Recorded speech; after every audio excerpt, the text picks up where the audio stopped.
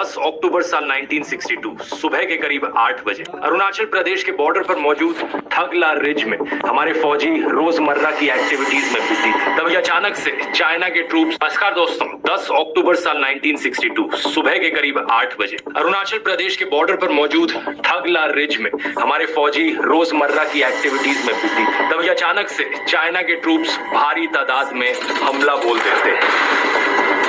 उस पोस्ट पर सिर्फ 56 इंडियन सोल्जर्स मौजूद थे उस दिन, और चाइना की तरफ से 600 ट्रूप्स जिन्होंने हमला बोला था। फिर भी ये 56 सोल्जर्स इस अटैक को होल्ड ऑफ करने में सक्सेसफुल रहते हैं। लेकिन करीब 1.5 घंटे बाद 9:30 बजे चाइनीज ट्रूप्स की तरफ से एक दूसरा हमला किया जाता है। इस बारी मोर्टार फायर की बमबारी भी होने लगती है। इंडियन सोल्जर्स बिल्कुल भी प्रिपेयर्ड नहीं थे एक जंग लड़ने के लिए। कुछ ही घंटों बाद चाइनीज की तरफ से एक तीसरा हमला किया जाता है,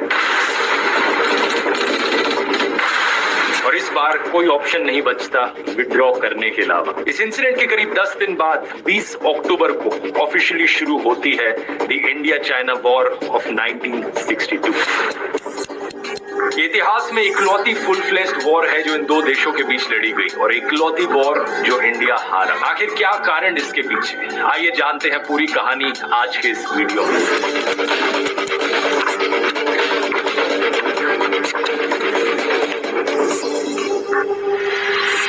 ये वीडियो मेरा सेकंड पार्ट है 1962 वॉर सीरीज का। इससे पिछले वीडियो मैंने समझाया था कि वॉर शुरू होने से पहले क्या क्या हुआ था, कैसे हिंदी चीनी भाई भाई के नारे लगाए जाते थे। दोनों देशों ने एक दूसरे की तरफ दोस्ती का हाथ बढ़ाने की कोशिश करी थी, लेकिन फिर देखते ही देखते कैसे हालात बद से बदतर हो गए। आपने नहीं देखा है तो उस वीडियो का लिंक नीचे डिस्क्रिप्शन में है। अब हम 10 अक्टूबर वाले हमले की बात करें तो इसके पीछे दो मेन कारण बताए जाते हैं कि चाइनीज फोर्सेस ने इंडिया पर हमला क्यों किया। पहला, चाइना को शक था कि तिब्बत के रीजन में इंडिया काफी दखलंदाजी करने वाला है। हालांकि ये शक गलत था। इंडिया का कोई भी इंटेंशन नहीं था तिब्बत में कोई छेड़छाड़ करने का। एक्सपर्ट्स का मानना था कि चाइना की तरफ से ये परसेप्शन बहुत गलत निकली। इंडिया की प्रायोरिटी उस वक्त अपने देश को डेवलप करने की थी, लेकिन चाइना का ये शक इसलिए पैदा हुआ क्योंकि 1959 में द दलाई लामा को इंडिया ने रेफ्यूज दी थी।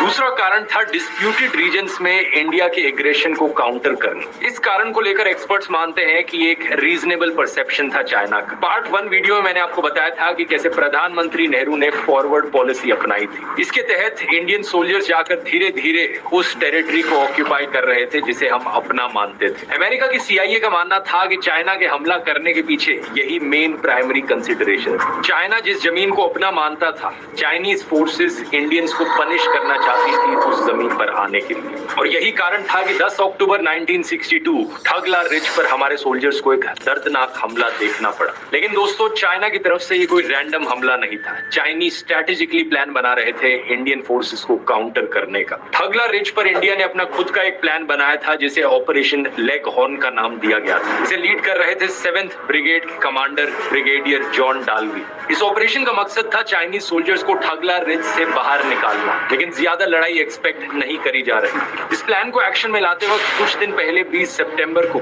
छोटी मोटी फायरिंग ऑलरेडी देखने को मिल रही थी। तो चाइनीज सोल्जर्स ने ग्रेनेड्स भी फेंके थे इंडियन फोर्सेस के ऊपर। इसे देखकर ये बात ऑलरेडी क्लियर हो चुकी थी कि चाइना एक मैसेज पहुंचाना चाहता है इंडिया को कि इंडिया की जो रीऑक्यूपेशन स्ट्रेटेजी उसका जवाब वो चुप्पी से नहीं देगा। ऑपरेशन लेग हॉर्न को लेकर चाइना के डिफेंस मिनिस्टर लिन बायाओ ने 6 अक्टूबर को एक ब्रीफिंग में बताया कि चाइनीज फोर्सेस एक हमला एक्सपेक्ट कर रही थी 10 अक्टूबर को। सही सुना आपने, चाइनीज फोर्सेस को लग रहा था कि 10 अक्टूबर को इंडियन फोर्सेस उन पर हमला करेंगी। चाइना के डिफेंस मिनिस्टर ने बात जाकर चाइना के डिक्टेटर माओ जेडोंग को बताई तो ये सुनकर उन्होंने कहा, it seems like armed coexistence won't work. जैसा हमने एक्सपेक्ट किया था, नेहरू चाहता है कि हम फोर्स का इस्तेमाल करें। ये कोई अजीब बात नहीं है। देखकर हमेशा से ही लग रहा था कि नेहरू अक्साई चिन और थगला रिज पर कब्जा जमाना चाहता है। नेहरू को लगता है कि उसे सब मिल जाएगा जो वो चाहता है। इसके चलते बीजिंग में एक बड़ी मिलिट्री मीटिंग बिठाई जाती है जहां पर चाइनीज लीडरशिप और चाइना का सेंट्रल मिलिट्री काउंसिल डिसाइड करता है कि इंडिया के खिलाफ जंग छेड़ी जाएगी। दूसरी तरफ इंडिया में इंडियन सरकार और इंडियन मिलिट्री ऑफिशियल